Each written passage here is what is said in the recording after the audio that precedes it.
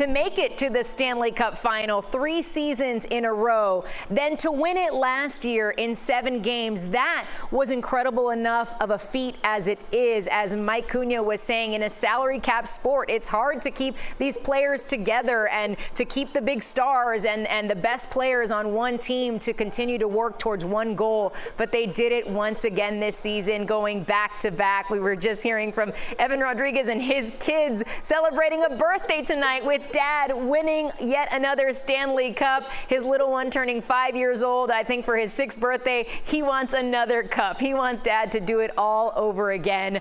And the fans, I'm sure, would love to see that as well. They are really just living it up right now on Bird Road outside La Carreta restaurant. This has really become a symbol and a tradition for South Florida sports victories, and really just for big moments in history in South Florida in general, not just sports related, but we really do see them when our teams are shining big and bright. We've seen it when the Miami Heat have won Eastern Conference Finals and, you know, the finals as well. And now we are seeing it for a 2nd year in a row for the Stanley Cup champion Florida Panthers, with their flags flying high, the fans hanging out of their cars. That's why Miami-Dade Sheriff's Office is there on the scene, just to make sure that everyone stays safe. People are, you know, playing it safe right now by staying on the sidewalk and just really having this fun time together. That's what it's all about, the community coming together. And I know it's not just there in front of La Carreta on Bird Road. I do know a lot of people are out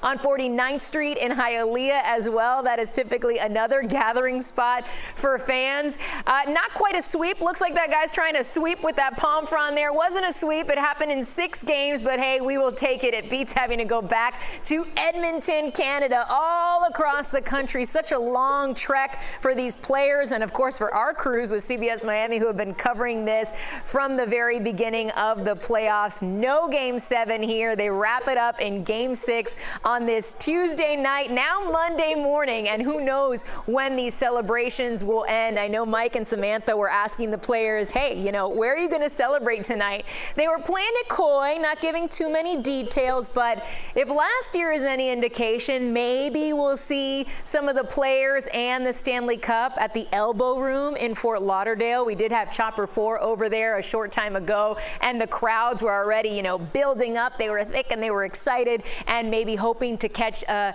sight of one of these Stanley Cup champion players here now from the Florida Panthers in just a little bit. We don't know if they'll be there, but it is a likely possibility, we could say. Maybe even in the Atlantic Ocean, you might find Lord Stanley and some of these players. That's where they were last year, celebrating the victory as well. We know that this can last well into the morning. These players likely not sleeping tonight. Many of them still on the ice, giving interviews and posing for pictures with their family with the Stanley Cup. So the night is really just getting started for these players and, of course, for the fans.